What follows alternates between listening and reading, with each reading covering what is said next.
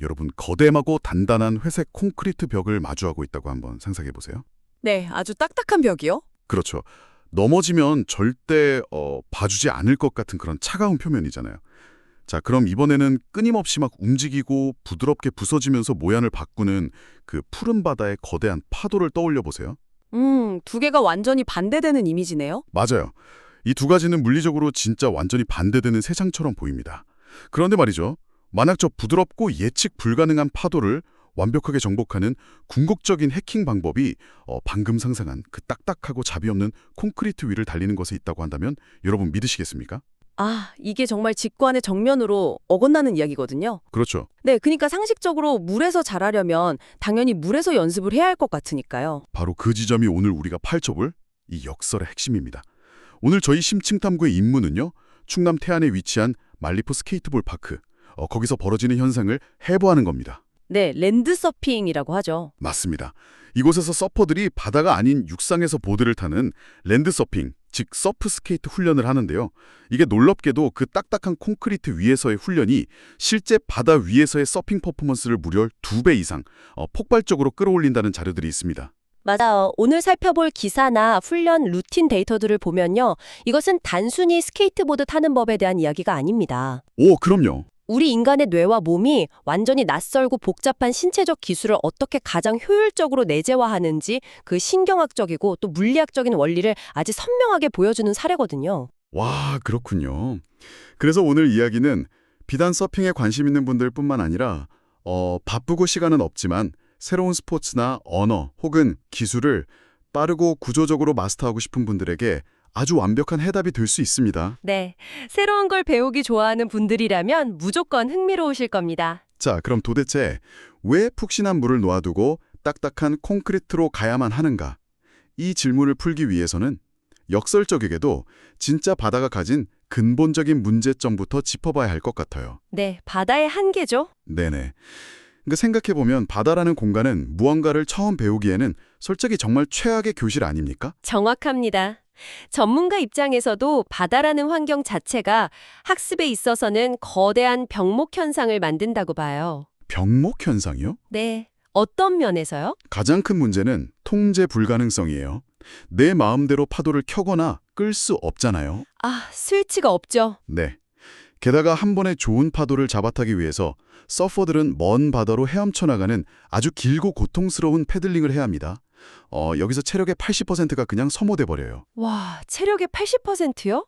듣기만 해도 진이 빠지네요. 그렇죠.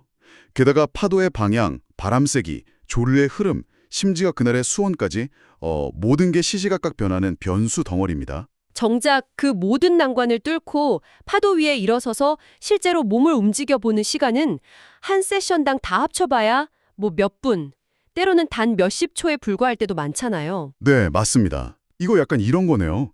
마치 피아노를 배우고 싶어서 학원에 갔는데 원장님이 오늘은 날씨가 안 좋으니까 15분에 건반을 딱 한 번씩만 치세요. 이렇게 말하는 상황이랑 다를 바가 없네요. 하하, 아주 적절한 비유입니다.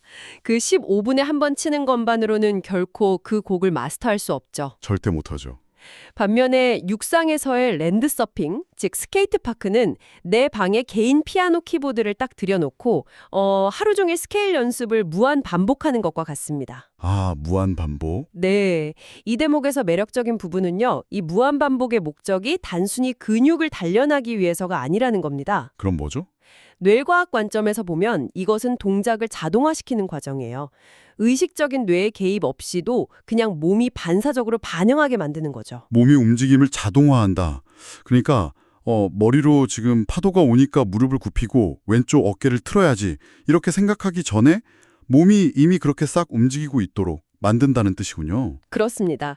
흔히 머슬 메모리라고 부르지만 실제로는 뇌의 기저핵이라는 곳에 새로운 신경 회로를 아주 굵게 새겨넣는 작업이에요. 기저핵이요? 네, 바다 위에서는 수백 가지 변수가 뇌로만 쏟아져 들어옵니다. 파도 속도 계산하랴, 옆 사람과의 거리 재랴, 뇌에 과부하가 걸리죠. 아, 정신없겠네요. 이때 기본 동작마저 생각해서 해야 한다면 무조건 넘어집니다. 그래서 육상에서 수백 번의 턴과 무게중심 이동을 반복하는 건 기초 동작들을 생각의 영역에서 반사신경의 영역으로 완전히 옮겨버리는 필수 과정인 거죠. 좋아요. 뇌에 신경회로를 새기기 위해 내 방에 키보드를 둔다. 여기까지는 완벽하게 이해했습니다. 무한 반복이 생명이니까요. 네네. 그런데 여기서 약간 당연한 의문이 하나 생기거든요. 어떤 거죠? 아, 무한반복이 목적이라면 그냥 집 앞 주차장이나 한강공원 같은 평평한 아스팔트에서 연습하는 게 훨씬 안전하고 접근성도 좋지 않나요? 아, 그렇게 생각할 수 있죠. 굳이 말리포 스케이트볼 파크처럼 그 바닥이 움푹 파인 콘크리트 볼 형태의 파크를 고집하는 이유가 궁금해요. 솔직히 초보자 입장에서 그 둥글고 가파른 콘크리트 벽을 타는 건 보기만 해도 너무 무섭고요. 또 실제 찰랑거리는 물의 질감이랑 전혀 다를 것 같거든요. 사실 평지에서의 연습도 초기에는 가치가 있습니다. 그런데 어느 순간 명확한 한계에 탁 부딪히게 돼요. 한계요? 네. 왜 하필 볼파크인가? 그 이유는 바로 파도와 볼파크 사이의 기하학적 유사성 때문입니다. 기하학적 유사성이요? 네, 평평한 땅에서는 실제 파도의 역학을 결코 모방할 수 없어요.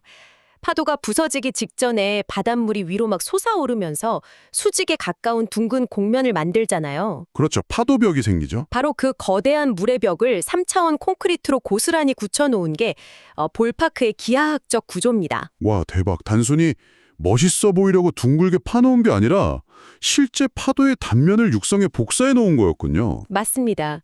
그래서 서퍼들은 평지에서는 절대 느낄 수 없는 4가지 핵심적인 감각을 이곳에서 미리 훈련할 수 있어요. 그 4가지가 뭡니까? 첫째는 가파른 경사면을 타고 오르내릴 때 발바닥 전체로 묵직하게 전해지는 압력 감각입니다. 압력 감각, 네. 둘째는 곡면에 맞춰서 무릎을 깊게 구부렸다가 펴면서 중력을 거스르는 업다운 리듬이고요. 아, 위아래 리듬? 셋째는 경사면을 타고 내려올 때 발생하는 가속도를 잃지 않고 속도를 유지하는 물리적 감각입니다. 속도 유지. 마지막 넷째는 눈앞에 펼쳐진 곡면 중에 어느 높이, 어느 궤적을 타고 달릴지 결정하는 라인 선택 능력입니다. 와, 물에 단 한 방울도 젖지 않고 이런 공기역학적, 중력적 요소들을 온몸으로 훈련할 수 있는 유일한 장소가 바로 볼파크인 거죠. 듣고 보니까 완전 평평한 주차장에서의 연습과는 아예 차원이 다른 물리학이네요. 완전히 다르죠. 그리고 그 물리학을 완성시켜주는 또 하나의 핵심이 바로 발밑에 있는 장비 아닙니까? 네, 장비 아주 중요합니다. 이미지 가이드를 보니까 일반적인 스케이트보드로는 파도의 느낌을 낼 수 없잖아요. 앞바퀴 쪽 트럭, 그러니까 바퀴를 연결하는 축의 구조가 완전히 다르게 생겼더라고요. 정확히 보셨습니다. 그게 바로 서브스케이트라는 특수 장비인데요. 일반 스케이트보드는 앞뒤 트럭이 비교적 단단하게 고정되어 있어서 직진성이 강해요. 아, 쭉 뻗어나가는. 네, 공중으로 뛰어오르거나 계단을 내려오는 트릭에 최적화되어 있죠. 반면에 서브스케이트는 이 앞쪽 트럭의 기하학적 설계가 완전히 다릅니다. 이 앞축이 좌우로 아주 유연하고 넓은 각도로 크게 움직이도록 만들어져 있어요. 앞바퀴가 좌우로 획획 꺾인다는 거군요. 그게 파도를 타는 거랑 어떤 물리적 연관성이 있는 건가요? 실제 바다에서 서핑보드가 방향을 바꿀 때를 생각해 보면요. 보드 밑에 달린 핀이 물을 가르면서 저항을 만들고 서퍼는 보드의 레일, 즉 모서리를 물속에 깊숙이 찔러 넣으면서 회전하거든요. 아, 쫙 긁으면서 돌죠. 네, 서브스케이트의 그 유연한 앞쪽 트럭은 육상에서 바로 그 물의 저항과 궤적을 기계적으로 똑같이 구현해냅니다. 그래서 일반 보드처럼 발목만 까딱거리면서 타는 게 불가능해요. 온몸을 써야겠네요. 그렇죠. 실제 서핑할 때처럼 어깨를 열고 허리를 비틀고 온몸 체중을 실어서 크게 회전하는 전신 훈련에 완벽하게 최적화되어 있는 겁니다. 자, 그럼 머릿속으로 그림을 한번 쫙 그려보겠습니다. 제가 움푹 파인 가파른 콘크리트 볼파크 안에 딱 서 있고요. 발밑에는 일반 보도보다 훨씬 휘식 돌아가는 예민한 서브스케이트가 있습니다. 네, 상상해 보시죠. 이 파도와 똑같은 거칠고 딱딱한 콘크리트 파도 위에 막 올라섰을 때 내 몸은 어떻게 반응해야 할까요?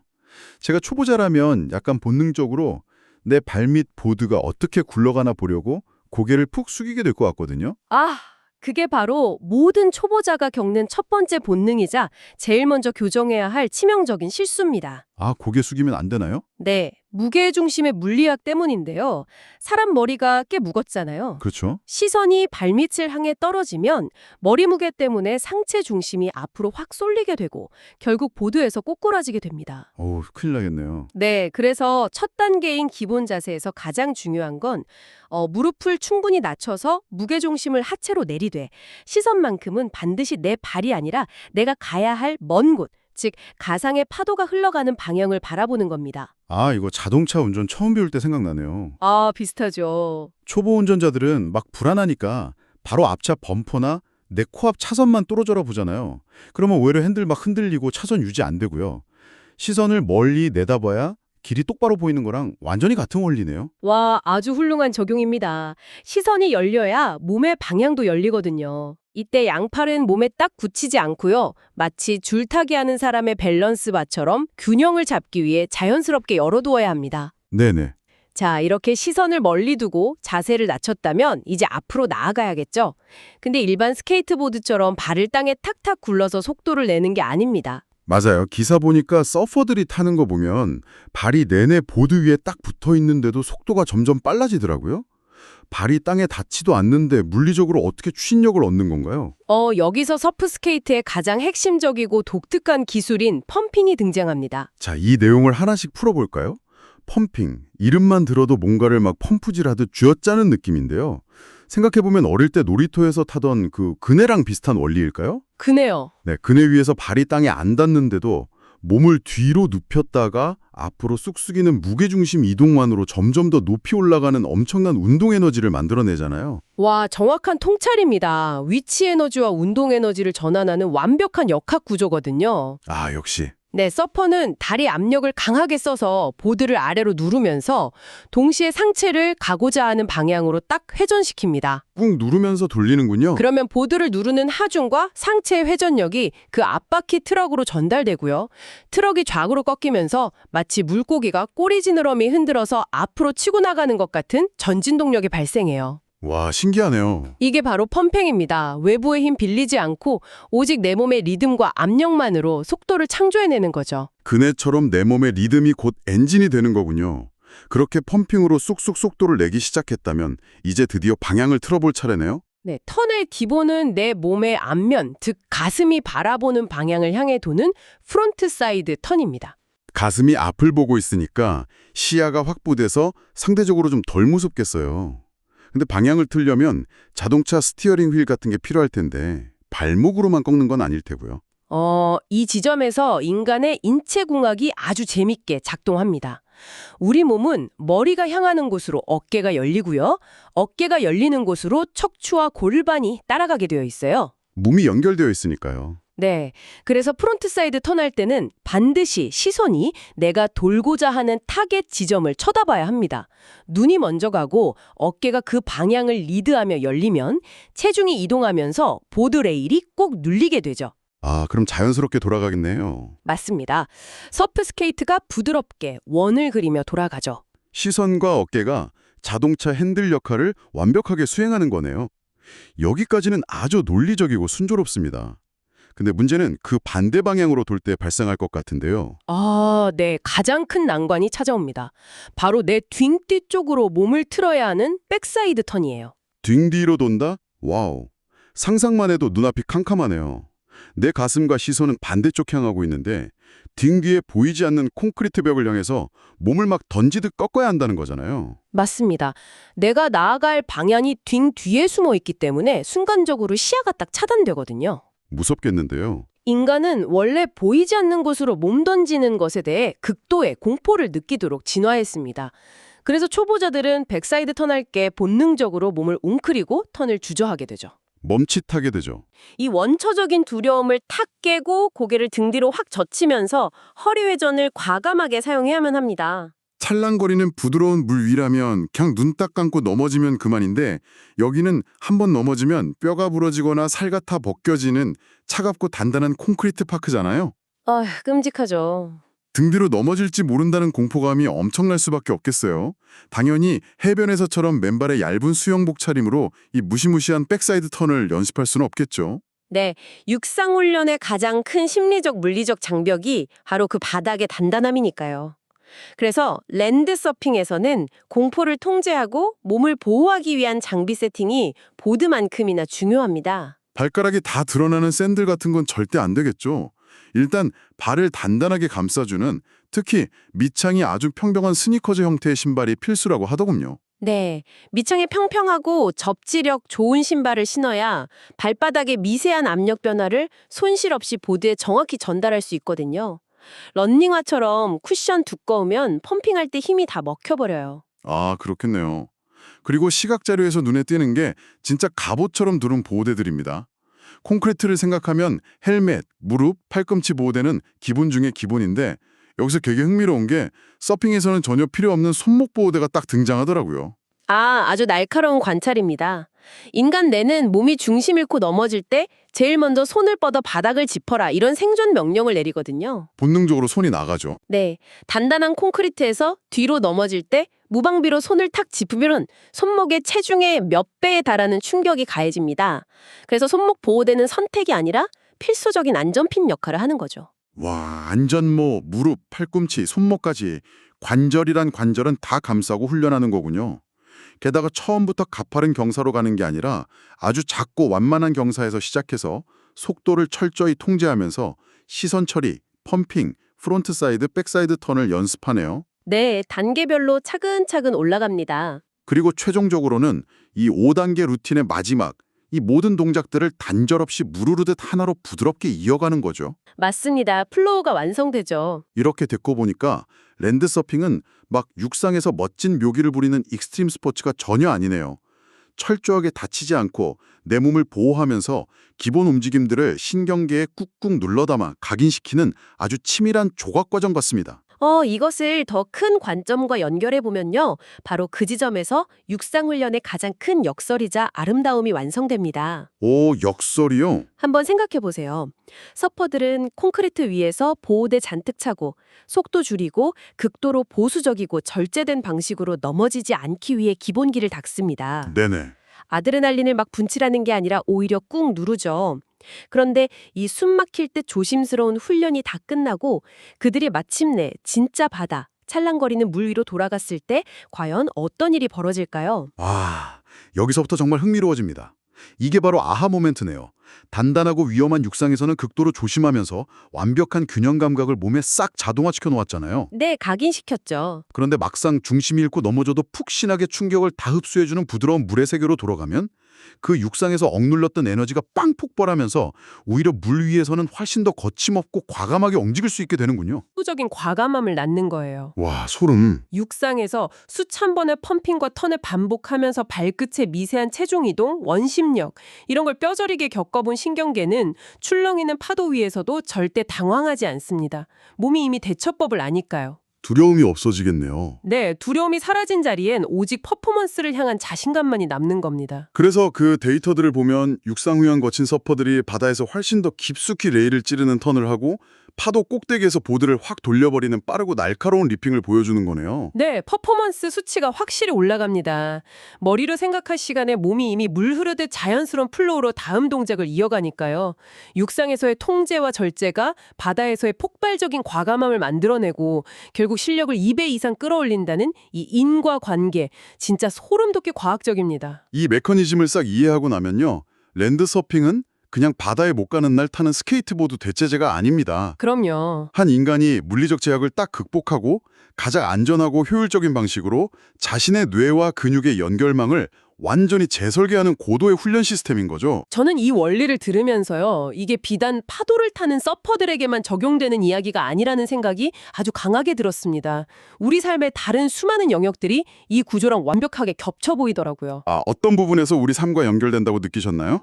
예를 들어서 회사에서 내 커리어를 좌우할 아주 중요한 대규모 프로젝트 프레젠테이션을 앞두고 있다고 한번 가정해보죠. 네, 아주 긴장되는 순간이죠. 수백 명의 날카로운 청중, 언제 튀어나올지 모르는 예측 불가능한 돌발 질문, 갑자기 빔 프로젝터가 꺼져버리는 장비 고장, 이런 수많은 변수와 압박감이 존재하는 실제 발표 현장이 바로 무자비한 바다인 겁니다. 오, 아주 딱 맞는 비유네요. 그 바다에 아무 준비 없이 그냥 맨몸으로 뛰어들어서 파도랑 싸우며 발표를 배우려고 하면 당연히 상처투성이가 되거나 익사해버리겠죠.